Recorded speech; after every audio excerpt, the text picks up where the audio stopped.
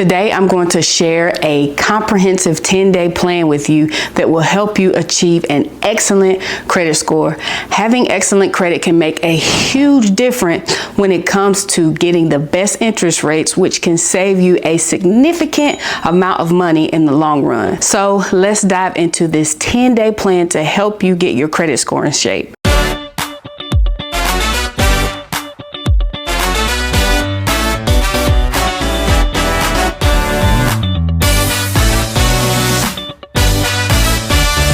Before I do that, let me just say my credit score used to be in the 400s. I'm ashamed. Not really, it happens. Now, I'm sitting in the high 700s to low 800s, depending on what report you're looking at. So I'm here to tell you, no matter how low your score is, it's fixable. Grab some paper and take notes because these are practical steps for you to take. Day one, get your credit reports. We're going to start this plan on a Wednesday. On the first day, all I want you to do is gather your reports from all three major credit bureaus: Equifax, TransUnion, and Experian. These reports are available for free once a year through the official government website, annualcreditreport.com. Since COVID, they have been providing additional free reports, but by law, they are required to give you one free report per year. After you get your credit reports, be sure to print them out, and what I want you to do is circle, highlight, or underline anything that's negatively impacting your credit score, such as late payments or collections. Identifying and cleaning up negative items on your report is the first step in improving your score. Day two, sign up for credit monitoring. On Thursday, I want you to sign up for free credit monitoring. This will allow you to stay on top of your credit, and you'll be able to notice any issues quickly. If you want to see the FICO score that lenders typically use, consider signing up for myfico.com. Many major credit card companies also offer free monthly credit score tracking, so check if yours does. Also, many banks nowadays offer credit monitoring as well. Credit monitoring shouldn't be that difficult to sign up for. However, if you're having trouble, be sure to reach out to me and I'll help you out. You always want to make sure you have a reliable way to monitor your credit and keep track of changes. Day three, payment history. This is 35% of your score. We are currently on Friday in the plan. Over the next few days, we'll be tackling each part of your credit score. So let's start with the most important part of your score, payment history, which, as I said, accounts for 35% of your score. Late payments can severely impact your score, especially if they are 30 days plus past due. To truly fix your score, you must make sure you never, ever make a late payment again. With this step, you'll need to go through your credit reports and review all late payments. For anything that's inaccurate, you want to make sure you dispute them with the credit bureau in writing. You can find instructions on how to dispute an item online, but I recommend doing it through a written letter to give you more leverage. If the late payments are legitimate, but you have since caught up on your payments, reach out to your creditors and ask for a goodwill deletion. This means asking them to remove the late mark from your report out of goodwill, especially if you've been on time with payments for a while. This can be particularly effective if you face hardships like job loss, illness, or other issues that affected your ability to pay on time. Day four, again, never pay bills late. Set yourself up on auto pay. On Saturday, your goal is to ensure you never pay bills late again. If you haven't already, set up automatic payments for bills that you know you'll pay regularly. Many credit card companies allow you to pay just the minimum balance automatically, but you can increase the payment amount whenever you'd like. If you prefer not to use auto pay, set a reminder twice a month to pay bills, once at the beginning and once in the middle of the month. Consistently paying your bills on time will help keep your score on track. Day five, Sunday. Sunday is dedicated to your available credit, which makes up 30% of your score. This refers to how much of your total credit limit you're using. If you're using a high percentage of your total available credit, it can and will lower your score. For example, if your credit card limit across all cards is $10,000 and you're using $7,000, you're utilizing 70% of your available credit, which is not ideal.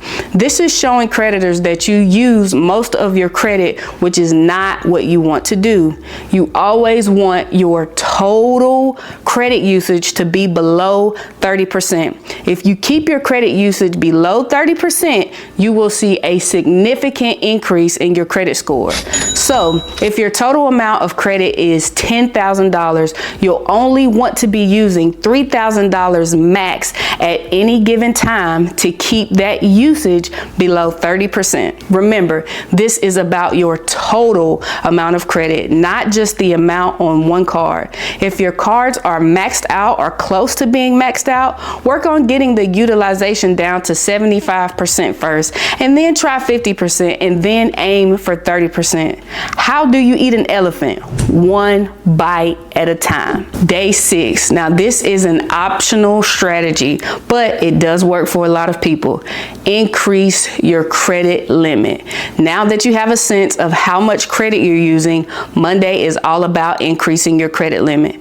Contact your credit card companies to request an increase in your credit limits. A higher credit limit means more available credit, which can lower your credit utilization ratio and improve your score. Now listen to me good.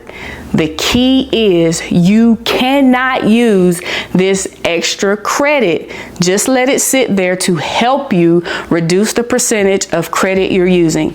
If you're approved for a higher limit, it will help you reach your 30% utilization goals faster. Day 7, length of credit. This makes up 15% of your score. We're now on Tuesday and we're going to focus on the length of your credit history. Again, this accounts for 15% of your score.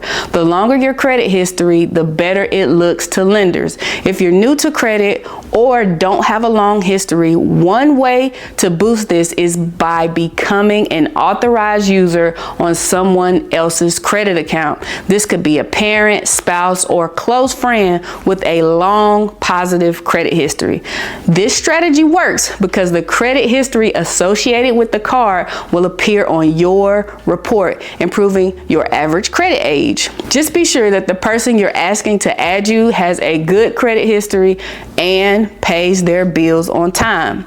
Now, day 8, talking about credit mix and new credit. This makes up 10% of your score. We are now on Wednesday of the 10-day plan. As I said, credit mix accounts for 10% of your score, and it looks at whether you have a variety of credit types, such as credit cards, installment loans like auto loans, mortgages, or student loans, and retail accounts. Having a mix of different types of credit can be beneficial, but if you don't have one, don't rush to open new accounts just for the sake of variety.